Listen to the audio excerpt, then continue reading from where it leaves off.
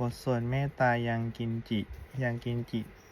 กุสาลังกามังสะเพหิภะเตหิกตังปุญญังโนอานุโมทันตุสุนันตุโพนโต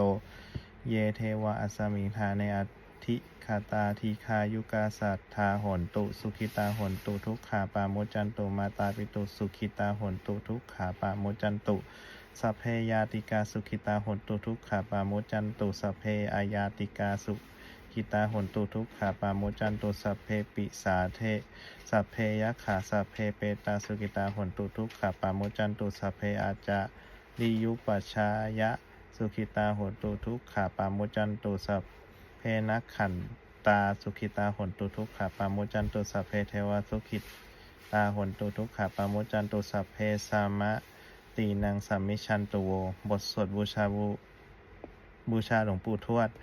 นะโมโพธิสัตว์คันติมายาติภควานะโมโพธิสัตว์คันติมายาติภควานะโมโพธิสัตว์อาคันติมายาอิติภควา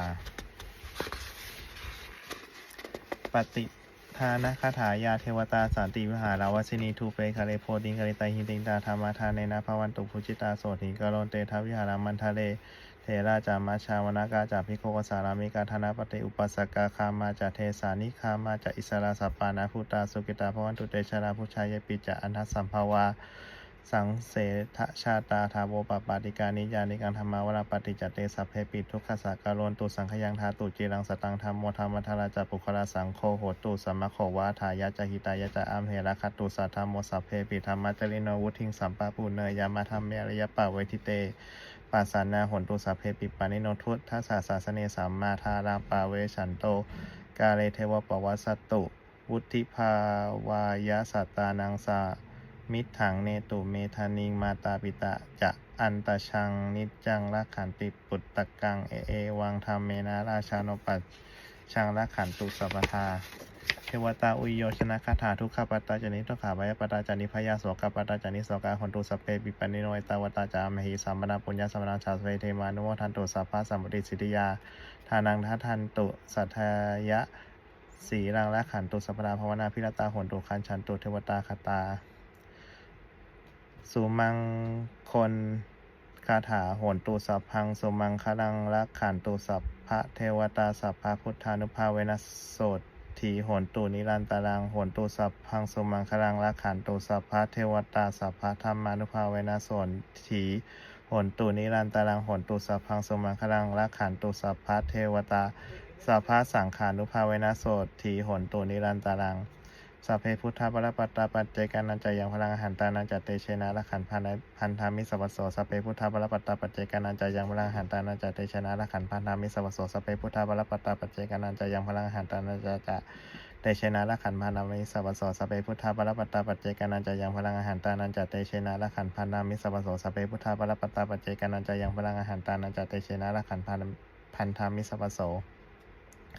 สัพเพพุทธาปรปัตตาปัจเจกานันจะยังพลังหันตานันจะเตชนะละขันพานามิสัพพโสสัพเพพุทธาปรปัตตาปัจเจกานันจะยังพลังหันตานันจะเตชนะละขันพานามิสัพพโสสัพเพพุทธาปรปัตตาปัจเจกานันจะยังพลังหันตานันจะเตชนะละขันพานามิสัพพโสสัพเพพุทธาปรปัตตาปัจเจกานันจะยังพลังหันตานันจะเตชนะละขันพานามิสัพพโส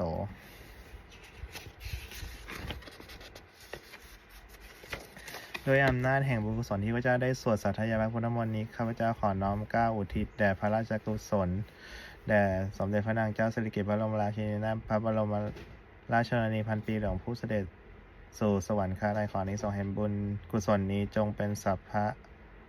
สิริมงคลแก่ข้าพเจ้าให้แคล้วคลาดปลอดภัยจากทุกโศกโรคภัยอันตรายทั้งปวงให้มีแหล่งรายได้อันสุจริตมั่นคงเป็นสัมมาอาชีพอันชอบธรรมคำว่าไม่มี